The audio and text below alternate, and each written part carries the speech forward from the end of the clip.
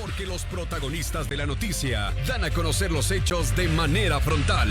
Radio Noticias La Poderosa presenta El Diálogo. 8:13, son las 8 de la mañana con 13 minutos. ¿Qué pasó con el tema, este impasse tecnológico que se dio en el ámbito de un banco en el país que puso en zozobra a muchos de sus clientes por una situación que se la calificó de ciberseguridad? ¿Qué sucede en estos casos o qué pasa en nuestro medio, fundamentalmente cuando se dan estos hechos y donde no hubo una autoridad como por ejemplo la Super de Bancos que salga a señalar, bueno, se está inquiriendo, se está pidiendo información, qué es lo que sucedió? Y fue a raíz de la propia incidencia de los clientes de este banco que salió un comunicado en el que se daba cuenta de lo que había sucedido.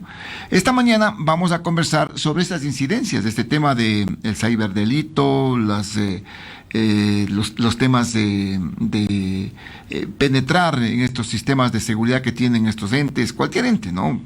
Y eso no es la primera vez acá en nuestro medio. Vamos a conversar sobre este tema con el doctor Pablo Solines, que es abogado especialista en Derecho de Nuevas Tecnologías, Derecho de Telecomunicaciones y Protección de Datos, para hablar sobre este incidente de ciberseguridad que ocurrió en el Banco del Pichincha.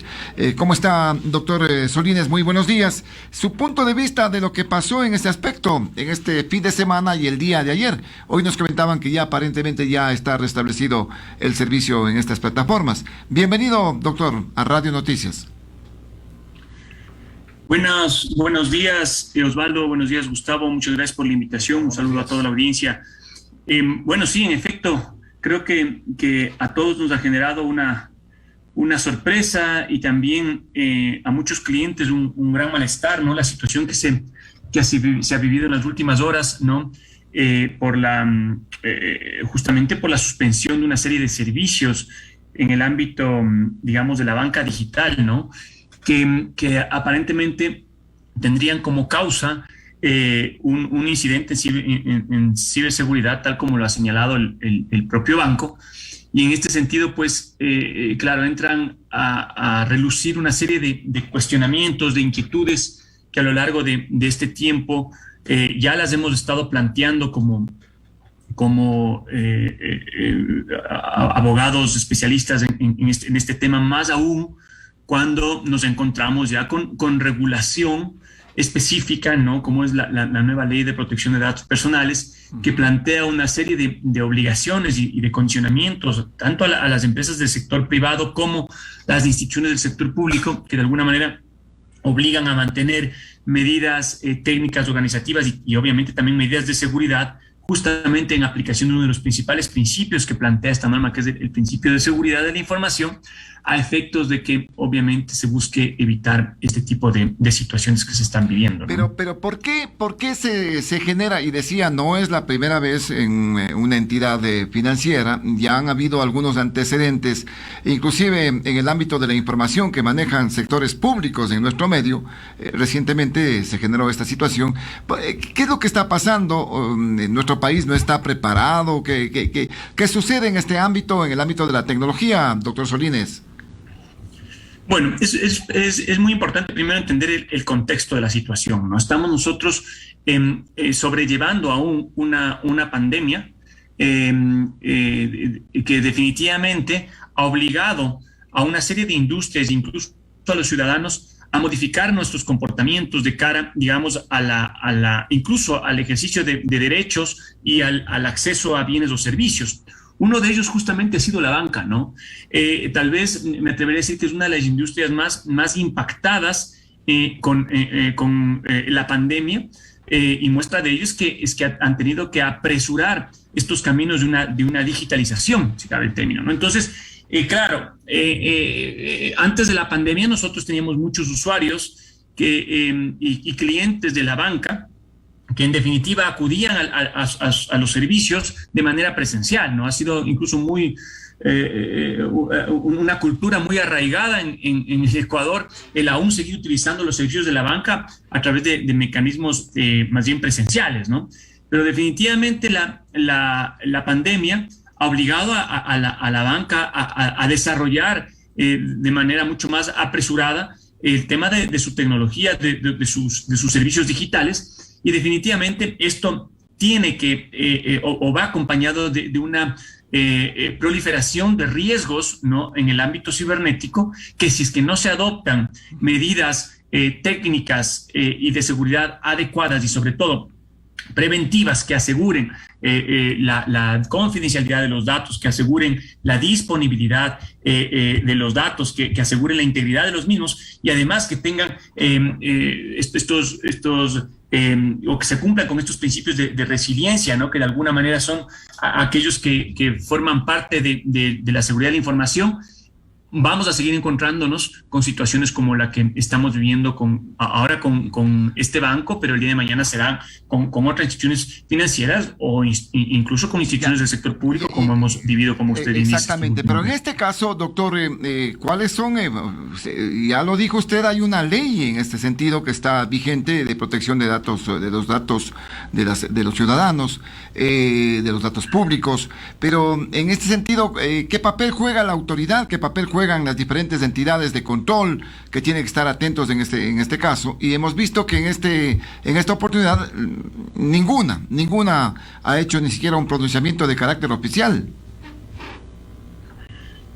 Bueno, así es. Primero, es importante entender la magnitud de este problema, porque cuando hablamos de ciberataques o cuando hablamos de incidentes de ciberseguridad, no necesariamente estamos hablando de una filtración de información o de datos personales, en cuyo caso podría, entrar en este caso, pues el derecho de los ciudadanos justamente a reivindicar de alguna manera esa información o esos datos personales que habrían sido vulnerados, ¿no? Entonces, en este momento la información aún es muy limitada, ¿no?, para poder entender bien el alcance de esta situación. Recordemos que hace algunos meses, cuando el mismo banco ya tuvo un inconveniente de filtración de información y de datos, finalmente se llegó a determinar, esto había salido en algunos medios de comunicación, que esta filtración se habría dado a través de una tercera empresa que prestaba servicios al banco, ¿no? Y en efecto, en esa ocasión sí que se habrían accedido de manera no consentida a datos personales. En este caso, habrá que ver si es que específicamente este incidente se trató, por ejemplo, de un acceso a sistemas, ¿no?, o eventualmente de algún tipo de ataque a algún software en particular, pero que no llevó consigo el acceso a información y peor a datos personales, en cuyo caso habrá que identificar cuál es la autoridad competente para poder determinar. Lo que sí está claro es que en este caso en particular sí que han habido algunas suspensiones de servicios, ¿no?, y que han sido, entiendo, reconocidos por el propio banco en un comunicado que emitió el día de ayer. Y en ese sentido, claro, cuando existe ya una suspensión de servicios o una afectación a los clientes por este motivo, las autoridades que de alguna manera en ese momento están llamadas al menos a entender bien qué es lo que ha pasado y a pedir información, pues para poder sobre esta base tomar decisiones del caso, son justamente aquellas que están orientadas al control de los servicios de las instituciones del sistema financiero, particularmente la superintendencia de bancos. No nos olvidemos incluso que nuestra regulación plantea el tema de este concepto del defensor del cliente, ¿no?, en donde justamente los clientes que se sienten afectados por determinadas situaciones o acciones del banco que pueden perjudicar sus derechos, pueden acudir a estos defensores del cliente que cada banco está obligado a tener para poder plantear sus denuncias y para poder establecer cualquier tipo de inconveniente que han tenido, ¿no? En este momento, además, desde el punto de vista de la filtración de información, pensemos que este incidente cibernético ha traído como consecuencia la vulneración de datos personales. Es muy importante también, me refiero a datos personales de los clientes. Pensemos que ha habido una filtración, un acceso no autorizado, lo que fuese de esta información. Es muy importante dejar señalado que en este momento, de acuerdo a lo que plantea nuestra reciente ley de protección de datos personales, si bien desde el punto de vista legal debe de existir una autoridad que es la superintendencia de datos personales, que es la que está llamada justamente a controlar el cumplimiento de las obligaciones de la norma, no es menos cierto que hasta la presente fecha, a casi 5 meses de la ley, aún no se ha nombrado una superintendencia, y en ese sentido estamos obviamente necesitados, ¿no?, de esta autoridad para que justamente pueda realizar un control en cuanto respecta a su competencia, ¿no? Doctor Sorinas, buenos días. Pero Ecuador está ubicado dentro de Sudamérica como los países con más ciberataques. ¿Por qué no se han tomado las precauciones del caso, sobre todo para proteger los sistemas? Hubo años atrás en los cuales muchos usuarios finales que no concurrieron a los cajeros automáticos fueron perjudicados. De ahí se realizó una investigación por parte de la Fiscalía, pero de ahí no hemos avanzado nada en seguridad, doctor. Sí, bueno, es muy importante que justamente dentro de esta lógica que Gustavo, usted está comentando, cuando hablamos de las medidas técnicas que debe contemplar toda organización para combatir justamente el cibercrimen y las vulneraciones de sistemas, están en trabajar primero desde 3 ámbitos, ¿no? El primero que es la seguridad informática, ¿no? Obviamente el tema de la recuperación ante desastres, es decir, qué capacidad tiene de recuperarse en caso de que exista una brecha en la seguridad, y definitivamente también el tema de la educación al usuario final, ¿no? A efectos de que siempre antes de tomar decisiones, antes de entregar información o lo que fuese, actúe con un enfoque preventivo, ¿no? En ese sentido, el trabajar en mecanismos de protección de equipos, en mecanismos de protección de software, en mecanismos de protección de sistemas, de protección de redes, todo esto ayudará pues a impedir el acceso no consentido a sistemas y software de una institución. Y claro, para ello hay que adoptar una serie de medidas, ¿no? Sistemas de cifrado, sistemas de acceso seguro a través de contraseñas, permisos, obviamente el tema de los antivirus, ¿no? Muchas veces uno piensa que el estar debidamente protegido implica tener sistemas de antivirus lo suficientemente robustos, y no necesariamente no solo es eso, un sistema de seguridad que permita justamente impedir este tipo de vulneraciones, ¿no? Y desde el punto de vista,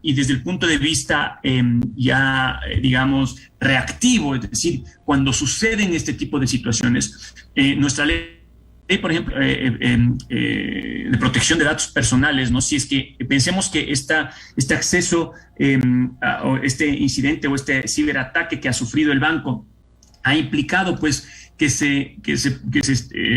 quede cuestionada la información o los datos personales de los clientes por parte de un acceso no autorizado de terceros, en este caso de los ciberatacantes, ¿no? ¿Qué es importante que como reacción debería haber tenido el banco? Es, en primer lugar, la capacidad de reaccionar ante una situación como esta, es decir, que tenga la capacidad de adoptar las medidas técnicas para aplacar este incidente que ha habido, y obviamente que no genere mayores o más graves consecuencias de las que ha habido. Y además de eso, obviamente informar a los titulares de los derechos, en este caso a los titulares, a todos los clientes del banco que se habrían afectado con este acceso no autorizado de datos personales, así como informar a una autoridad de control que en este momento no existe, ¿no? Entonces, estos son los mecanismos que se deben de realizar luego de un ataque, ¿no? Del que obviamente todos o ninguno de nosotros estamos exentos, pero que en definitiva estas medidas, ¿no?, ayudan justamente a cumplir con esta lógica de resiliencia, que es lo que se busca dentro de los principios de seguridad informática, ¿no? Ante la falta del ente de control, doctor Solines, y de pronto también, como usted dice, debía la entidad bancaria avisar, porque a través de los correos electrónicos, bueno, prácticamente se recibe cualquier información, porque el usuario final es el perjudicado, el banco no pierde, doctor Solines. Claro, bueno, insisto, la información que tenemos en relación a la situación ya del Banco Pichincha particularmente es aún una información muy escueta, ¿no? Básicamente conocemos de que ha habido un incidente cibernético porque el banco así lo ha declarado a través de un comunicado, pero no llegamos a entender bien la magnitud de ese incidente, ¿no? ¿Qué tipo de información se ha visto expuesta? Puede ser que se haya visto expuesta información personal de los clientes, en cuyo caso habrá que adoptar las medidas que he señalado hace un momento. Sin embargo, si es que ha sido un incidente cibernético de menores consecuencias, probablemente, y que lo que ha causado como resultado es, en definitiva, la suspensión por estas horas del servicio y ya de alguna manera se han restablecido. Entonces, obviamente habrá que irse más que por la vía de la autoridad de control de datos personales, tal vez por la vía de la autoridad, en este caso, de las instituciones financieras que justamente están llamados a controlar los servicios y a brindar un servicio de calidad a los clientes, ¿no? Y en función del impacto que pueden tener esos servicios, pues obviamente establecer las medidas que consideren aplicables, ¿no? Bueno, pero precisamente sí causa tanto de extrañeza de que no haya habido ese pronunciamiento de la autoridad y en este caso de los entes de control en este sentido. Lógicamente que habría que evitar ese tema de informaciones por el tema del pánico financiero que podía generar muchas cosas en ese aspecto. Pero en este caso, ¿estamos o no estamos preparados para este tipo de hechos, doctor Solines, tanto en el aspecto legal como en el aspecto tecnológico? Porque estos temas de haberle dado este salto cualitativo importante para utilizar la virtualidad del Internet puede complicarse en cualquier momento, porque ahora vea que se está hablando de que en su momento alguna incidencia del sol va a generar problemas también con el Internet en el mundo. ¿De ahí qué se va a hacer? Pero antes de que me responda esto, si es tan amable, hay una inquietud en el 2546-108 y el 255-4090 que están habilitados. Sea puntual en su apreciación, por favor, por tema de tiempo. Buenos días, lo escuchamos. Buenos días, le habla Fausto Soria de aquí del Quinche. Buenos días. ¿Cómo está, Como Fausto? el licenciado dijo, el banco no pierde nada, ¿no es cierto? ¿Quiénes perdemos son nosotros? Porque no se ha podido retirar lo poco que se tiene para hacer alguna cosa, hacer esto. Yo perdí. Cuando yo trabajo, me hicieron una transferencia para comprar unas plantas para reemplazar las plantas de la finca. Pero ¿qué pasa? Que no pude retirar el dinero, entonces el dueño vino contra mí porque la he retirado. Pero a mí sí me anticiparon, como yo tengo un préstamo por débito, ahí sí me anticiparon. Antes de que llegue la fecha ya me debitaron. Y como dijo usted, que no puede, o sea, no nos han comunicado nada a los clientes. Nada, nadie, o sea, nadie puede comunicar nada. Gracias, licenciado. Muy bien, gracias también por su participación. A ver, respecto a estas inquietudes, si es tan amable, doctor Solines. Bueno, es muy importante conocer y entender que en nuestra legislación sí que se han establecido, digamos, o sea, se ha tipificado delitos contra la seguridad de los activos de los temas de información y comunicación, ¿no? Esto a partir del artículo 229 y siguientes del Código Orgánico Integral Penal. ¿Qué quiero decir con esto? Que justamente este tipo de ilícitos o de actividades ilegales que aparentemente habría sufrido el banco están tipificadas como delitos y obviamente sancionadas incluso hasta con penas privativas de libertad, ¿no? Esto desde el punto de vista regulatorio no es menos cierto también que a través del artículo 178, si memoria no me falla, del COIP, también se plantea la obligación de mantener o de hacer uso de información y datos de carácter personal específicamente a través de un consentimiento informado por parte del titular de derechos.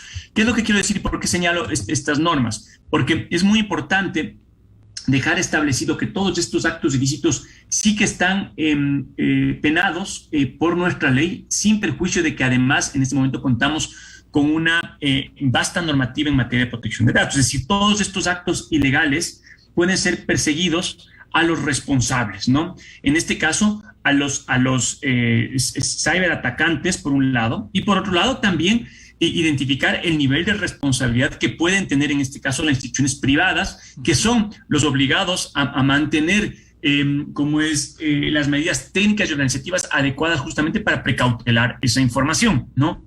Entonces, de allí es importante dejar señalado que si bien desde la perspectiva de los datos personales sí que tenemos una estructura normativa ya en este momento sólida que contempla principios y obligaciones en temas de seguridad de la información, no es menos cierto que nuestra normativa ecuatoriana, nuestro ordenamiento jurídico ecuatoriano, no ha previsto así aún una normativa que tienda justamente a regular como es específicamente el tema del cibercrimen, ¿no? El tema de la ciberseguridad, ¿no? Como una norma particular y especializada que justamente busca establecer ciertos estándares mínimos, eventualmente por industrias y demás, que deben de contemplar las empresas justamente para, empresas y organizaciones del sector público para mantener niveles de seguridad adecuados. Usted me preguntaba, Osvaldo, ¿estamos preparados o no estamos preparados para esto? Yo creo que esto es un proceso, digamos, de aprendizaje en que el Ecuador, un país como el Ecuador, con un acceso cada vez más importante al Internet, en donde los usuarios cada vez están haciendo mayores usos de servicios a través de plataformas tecnológicas, sean servicios bancarios, servicios de salud, transacciones comerciales, entre otros elementos que probablemente hasta hace 5 o 10 años eran aún muy limitados o muy segmentados a un sector del país muy específico, ¿no? Ahora vemos que esto se ha generalizado y esto definitivamente establece o plantea nuevos retos para las distintas industrias, entre ellas la bancaria, a efectos de que se vayan acomodando y se vayan ajustando a estas nuevas realidades. Entonces creo que tanto en Ecuador como en cualquier otro país estamos viviendo ahora un proceso de aprendizaje que a través de estas experiencias que se están teniendo están obligando a las empresas a adoptar medidas de seguridad bastante más robustas a fin de justamente evitar nuevos sucesos como esto. Ahora, claro, es impensable pretender que los sistemas, por más seguros, por más inversiones que se realicen, puedan ser intocables o no puedan ser vulnerados. Eso no existe, ¿no? Entonces, aquí justamente lo que se valora es la capacidad de respuesta, la capacidad de reacción que puede tener una institución, sea del sector público como del sector privado, ante un incidente y obviamente cómo se informa y cómo se ataca de raíz el problema que lo habría generado a efectos de evitarlo en el futuro, ¿no? Exactamente, y responder y lógicamente garantizar los derechos de sus clientes, que es lo fundamental e importante. Doctor Solínez, agradecerle por sus puntos de vista y su criterio respecto a lo que está pasando en este ámbito, en este cambio que estamos dando, ¿no? En este salto cualitativo, decía, en la utilización, lógicamente, de los canales virtuales en todo tipo de transacciones y más aún en el sistema financiero. Doctor, muchísimas gracias por su participación. Muy buenos días. Gracias, Osvaldo. Gracias, Gustavo. Un gusto estar aquí. Gracias al doctor Pablo Solínez, abogado especialista en Derecho de Nuevas Tecnologías, Derecho de Telecomunicaciones y Protección de Datos, hablando sobre este incidente de la ciberseguridad en los sistemas financieros, especialmente de este banco.